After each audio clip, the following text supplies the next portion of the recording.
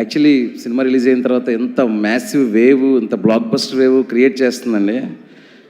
నేను ముందు రోజు నైటు రవి సార్ వాళ్ళ డాటర్కి మోక్ష అందనమాట, సార్ 3 o'clock ఓవర్సీస్ రిపోర్ట్ వస్తుంది, నేను కాల్ చేసి మీకు చెప్తాను అన్నప్పుడు నేను ఫోన్ స్విచ్ ఆఫ్ చేసేస్తున్నాను. మోక్ష మైట్ బి 9 o'clock 10 o'clock అలా ఆన్ చేస్తానేమో, ఎందుకంటే ఈ సినిమాని టోటాలిటీలో చూసి జనాలు ఏం చెప్తారు అనేది మాత్రం తెలుసుకుంటాను. ఫస్ట్ రీల్ ఎలా ఉంది, సెకండ్ రీల్ ఎలా ఉంది, ఇంటర్వ్యూల్ ఎలా ఉంది, ఆ టెన్షన్ నేను భరించలేను. ఎందుకంటే ఒకటి నమ్మి తీశాను, నేను కొత్తదవుతుంది అనుకొని తీశాను, కానీ పూర్తి సినిమాని చూసిన తర్వాత అది కొత్తదైందా లేదా అనేది ఆడియన్స్ ఆ టైంలో మాత్రం నేను ఫోన్ ఆన్ చేస్తాను అని చెప్పాను. సో 6 o'clockకి సాయి కుమార్ గారు చేసి లేదు చాలా అద్దరిపోయిందంట ఓవర్సీస్ అయిన తర్వాత ఇంకప్పుడు ఓపెన్ చేస్తుంటే అందరివి చూశాను, సక్సెస్ అని అప్పుడు తెలిసింది. నా ఫీలింగ్ ఏంటంటే నేను చాలా క్వైట్ అయిపోయానండి. ఇది మొత్తం ఇక్కడంతా సునామీలా జరుగుతుంది, ఫోన్లు అవి ఇవి. లాస్ట్ ఒక 6-7 years నుంచి ఏదో ఇరుముడిలో పడిపోయి ఇరుముడి క్యారెక్టర్స్, ఇరుముడి ఎడిటింగ్, డీటెయిల్స్ మిక్సింగ్, ఆల్మోస్ట్ 4-5 రోజులు డీటెయిల్స్ మిక్స్లోనే పడుకున్నాను. ఈరోజు మార్నింగ్ అసలు నవీన్ గారు, మా మైత్రి ప్రొడ్యూసర్ నవీన్ గారు, రవి గారు ఎంత హ్యాపీగా ఉన్నారంటే, నిన్న సాయంత్రం ఫస్ట్ షోకి రవి గారు నేను వెళ్ళి విమల్లోకి వెళ్ళి సౌండ్ చాలా బాగుంది, ఆ డీటెయిల్ అనిపిస్తుంది, ఇక్కడ ఈ డీటెయిల్ అనిపిస్తుంది అని చెప్పేసి ఇంకా కంటెంట్లోనే ఉన్నాం అనమాట మేము. తర్వాత ఈరోజు మార్నింగ్ నవీన్ గారు కాల్ చేసి, శివ ఏంటి శివ ఈ సినిమా నేను ఎప్పుడు చూడలేదు జీవితంలో, ఏంటి సినిమా ఇక్కడ అంత చేస్తుందంట, అక్కడ ఎంత చేస్తుంది, ఇక్కడ ఎంత చేస్తుంది, సోమవారం మార్నింగ్ 25,000 టికెట్స్ చేయండి శివ 1 hourకి, ఏం చేస్తుంది మన సినిమా అంటే, అప్పుడు నేను మాట చెప్పానండి నవీన్ గారికి, సార్ కొన్ని సినిమాలు అవార్డులు ఇస్తే, రెస్పెక్ట్ ఇస్తే కలెక్షన్స్ ఇవ్వవు, కొన్ని సినిమాలు విపరీతమైన కలెక్షన్స్ ఇస్తే కొన్ని రోజుల తర్వాత అదేముందిరా రొటీన్ సినిమా, ఫార్మాట్ సినిమా, ఏదో ఆడింది ఆ టైంలో అంటారు. అలా ఉంటుంది కదా, కొన్ని సినిమాలు వెళ్తుంటాయి కమర్షియల్గా, కానీ ఒక రెస్పెక్ట్ అంటే ఉండకపోవచ్చు. కానీ సార్ ఈ ఇరుముడి ఏంటంటే ఒక ప్రొడ్యూసర్కి, ఒక డైరెక్టర్కి, ఒక హీరోకి, ఒక డిస్ట్రిబ్యూటర్కి, ఒక ప్రేక్షకుడికి, ఆ క్యాంటీన్లో పనిచేసేవాడికి, ఒక సినిమా ఒక ప్రపంచానికి ఎంత ఇవ్వాలో అంత ఇచ్చింది సార్ ఇరుముడి అని చెప్పా. ఇంతకంటే ఏ సినిమా ఇవ్వలేదు సార్ అని. అంటే సినిమాలో చిన్న డైలాగ్ చెప్పినోడు కూడా నేను ఇరుముడికి పనిచేశాను రా అని రెస్పెక్ట్. రవణకి ఏంటంటే సినిమాకి పనిచేసిన హీరోకి ఏంటంటే ఒక వర్క్ సాటిస్ఫాక్షన్, దీని అమ్మ క్యారెక్టర్ ఇది కదా చేశాను అని ఒక అతనికి ఒక సాటిస్ఫాక్షన్. ప్రొడ్యూసర్స్కి ఏంటంటే డిస్ట్రిబ్యూటర్లు కాల్ చేసి, సార్ మేము ఎక్స్పెక్ట్ చేసిన దానికంటే కడుపు నిండిపోయి ఓవర్ఫ్లో అయిపోయి అంత హ్యాపీగా ఉన్నాం చెప్తే, అసలు డిస్ట్రిబ్యూటర్లు ప్రొడ్యూసర్ల చెవుల్లో మేము హ్యాపీగా ఉన్నాం సార్ అని చెప్పే సందర్భాలు చాలా తక్కువ ఉంటాయి. ఆ కళ్ళలో నవీన్ గారి కళ్ళలో ఆనందం చూస్తూ ఉంటే రోజు సాయంత్రం ఫోన్ వచ్చే ఇంటికి అని, సార్ అన్నిసార్లు రాలేను సార్ రెస్ట్ తీసుకుంటా అని చెప్పేవాడు నేను. అంటే ఐ బికేమ్ లిటిల్ ఎమోషనల్ అనమాట. ఎమోషనల్ అని సరే ఒక సినిమాతో నేను ఇంతకంటే ఏం చేయగలుగుతాను. ఒక నిన్ను కోరి మజిలీ సినిమాకి నన్ను 2 తెలుగు రాష్ట్రాల ప్రజలు నన్ను వాళ్ళ ఇళ్లలోకి తీసుకుంటే, ఇరుముడి వాళ్ళ గుండెల్లోకి తీసుకునేలా చేసింది శివ నిర్మల్ అనే పేరుని. సో అది ఎప్పుడు నాకు ఒక బాధ్యత గుర్తు చేస్తుంది. అది క్యారెక్టర్ని పడేయకపోతే సెకండ్ హాఫ్లో అతను సేవ్ చేసుకోవాలనే ఇంటెన్షన్ పెరిగిపోద్ది అని. సో అలాంటి ప్రీ ఇంటర్వెల్ రాసినప్పుడు అండి, అన్న మీరు వాడు కొడితే పడిపోతారని చెప్పా రవణకి. ఎక్కడ కొడతాడా సరే అన్నారు. ఒక హీరో అంత ఫ్రీడమ్ ఇచ్చిన తర్వాత మంచి కథలు రాకుండా ఎందుకుంటాయండి. శివ ఇంటర్వెల్ బ్యాంక్కి నేను కొడితే ఫ్యాన్స్ ఒప్పుకుంటారా అంటే ఇరుముడు లేదండి. ఇంటర్వెల్ బ్యాంక్ నన్ను కొట్టేస్తే, వాడెవడో నాగులు లాంటి కొట్టేస్తే పడిపోతే నా ఫ్యాన్స్ ఒప్పుకుంటారని అడిగితే ఈరోజు ఈ సినిమా లేదు, శివ నిర్వహణకి ఈ పేరు లేదు.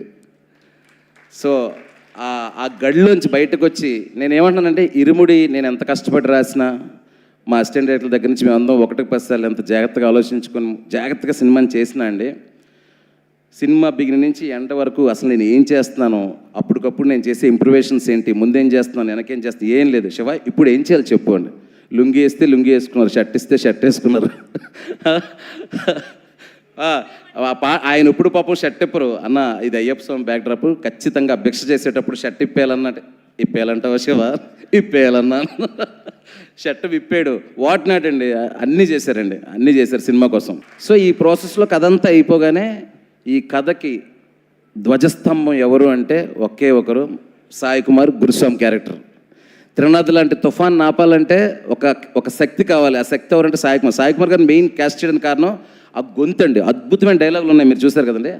అంటే అద్భుతమైన డైలాగులు అంటే నేను సింప్లిసిటీలోనే అద్భుతం ఉందని ఫీల్ అవుతానండి. అలాంటి ఒక సింప్లెస్ట్ డైలాగులు ఆయన చెప్తూ ఉంటే దానిలో ఉండే ఎమోషన్ మాత్రం పెద్దగా కనిపించాలి. అప్పుడు సాయి అన్న దగ్గరికి వెళ్ళేటప్పుడు ఒక్కటే, ఈ క్యారెక్టర్ ఆయన్ని వినగానే ఎలా తీసుకుంటారు, ఎందుకంటే ఆ క్యారెక్టర్లో ఉండే కాంప్లెక్సిటీ ఆయన్ని భయపెట్టకూడదు, ఈ క్యారెక్టర్కి ఒక యాక్టర్గా న్యాయం చేయాలి అని. సాయి అన్న గుర్తుందా? టైం తీసుకున్నారు, 2 రోజులు తీసుకున్నారు టైము. 2 రోజులు తీసుకొని మళ్ళీ నేను ఫోన్ చేసి, సార్ మనం మంచి కథ చెప్తున్నాం, ఓ మంచి కథ చెప్పడానికి ఒక్కొక్క క్యారెక్టర్ సినిమాలో ఒక్కొక్కలా బిహేవ్ చేయాల్సి వస్తుంది, ఆ మంచి కథ ఆడియన్స్ వరకు చేరాలంటే మీరు అలాంటి క్యారెక్టర్ చెయ్యాలి అని ఆయన చెప్పగానే ఆయన అర్థం ఇంకా అక్కడి నుంచి అండి ఇంకా రోజు ఉదయం 7 గంటలకు కాల్ చేయడం, అమ్మా ఏం ఫీల్ అమ్మా, ఏం సీన్ అమ్మా అని. నాకే కాదు అందరికీ, మొత్తం 10 మంది యూనిట్కి రోజు మార్నింగ్ 7:30 8 గంటలకు మెసేజ్ చేసి, ఇరుముడి అద్దరిపోవాలమ్మా, ఇది అవార్డు వచ్చే సినిమా అమ్మా, నాకు తెలుసమ్మా అంటే, ఇంటర్ బాబు నాకంటే ఈయన ఎక్కువ కాన్ఫిడెంట్గా ఉన్నాడు అనుకునేవాడిని నేను ఉదయాన్నే. సో అది సాయి అన్న గురించి. 2017లో ఆ తర్వాత ఇక్కడికి రాగానే రవి గారి పరిచయం. నిన్ను కోరి నుంచి హాంటింగ్ అండి వాళ్ళు, నిన్ను కోరి లాంటి సినిమా తీయాలని సార్ ఫైనల్గా ఖుషి కుదిరింది. ఖుషి చాలా వరకు సక్సెస్ అయ్యాము, ఇక్కడే ఆ ఈవెంట్ కూడా చేశాము. కానీ ఖుషి ఇలా ఈ రేంజ్ సినిమా అవ్వాలని నవీన్ గారు రవి గారు కోరుకున్నారు. ఎక్కడో ఆ చిన్న ఇది ఉంది, ఆ చిన్న గ్యాప్ చాలా బాగున్నా కూడా చిన్న గ్యాప్, దాన్ని పూర్తిగా ఇది డబుల్ ట్రిపుల్ ఇచ్చేసింది. సో అంటే సక్సెస్లతో సంబంధం లేదులేండి మాకు, రవి గారికి నవీన్ గారికి నాకు. హిట్లు ఉంటే ఒకలా కలిసిపోయి కానీ ఫోన్లో ఆపేసుకొని ఫ్లాప్ అయితే అలాంటిది కాదు. ఎప్పటికీ నాకు అండగా ఉంటారు, నేను ఇప్పుడు వాళ్ళకి అవైలబుల్గా ఉంటాను. Thank you so much Ravi sir. Telugu Malayalam తెలిసిన ఒక అసిస్టెంట్ పిలిపించి, ఈ అబ్బాయి నీతో కూడా ఉంటాడు, తెలుగు మలయాళం 2 ఎక్స్ప్లెయిన్ చేసి నీట్గా చెప్తాడను, చిన్నగా నేర్చుకుంటాను చెప్తుంది. లాంగ్వేజ్ కాన్షియస్ అయిపోతుంది. సరే ఇది ఓకే, కామెడీ సీన్లు తీస్తున్నాం, సాంగ్లు ఇవన్నీ. సడన్గా ఒకరోజు ఎమోషనల్ సీన్ వచ్చింది, బాగా చేస్తుంది ఎమోషనల్ సీను. మధ్యలో వచ్చి నక్షత్ర అలా చేయి ఇలా చేయి అని చెప్పేసి ఒక ఫాదర్ గురించి చాలా ఎమోషనల్ అయ్యే సీను. సో దెన్ మీ ఫాదర్ని ఊహించుకొని చేయన్నాను సార్. దెన్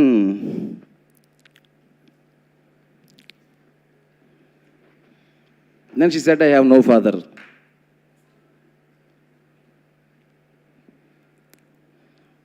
దెన్ అప్పటికే నేను ఎమోషనల్ సీన్ 2-3 ఎమోషనల్ సీన్ చేశాను అనమాట ఆల్రెడీ.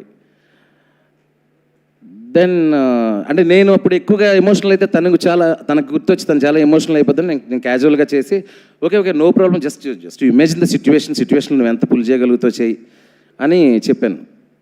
సో అసలు సెట్లో అండి లాస్ట్ సీన్స్ అవన్నీ తను ఏడుస్తున్నప్పుడు, ఫాదర్ గురించి ఇది చదువుతున్నప్పుడు, తన చుట్టూ ఒక లాస్ట్ రీల్ మీకు తెలుసు కదా, లాస్ట్ 20 minutesలో ఏం జరుగుతుందో, ఆ సీన్లన్నీ ఇలాంటి అమ్మాయి చేసిందండి డైరెక్టర్ కోసం.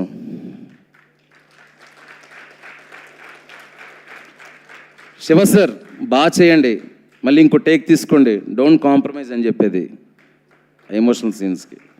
That conviction and that power కారణం ఈ పిల్లే కదండి, ఆ పిల్లను పెంచిన ఆ పులి.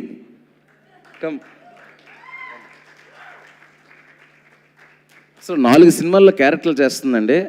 ఉదయాన్నే వచ్చి డైరెక్టర్ గారికి అప్పచెప్పేసి, ఈవిడ sir my daughter is yours, మీరు ఎలా మీకు సీన్ బాగా వచ్చే వరకు చేసుకోండి అని.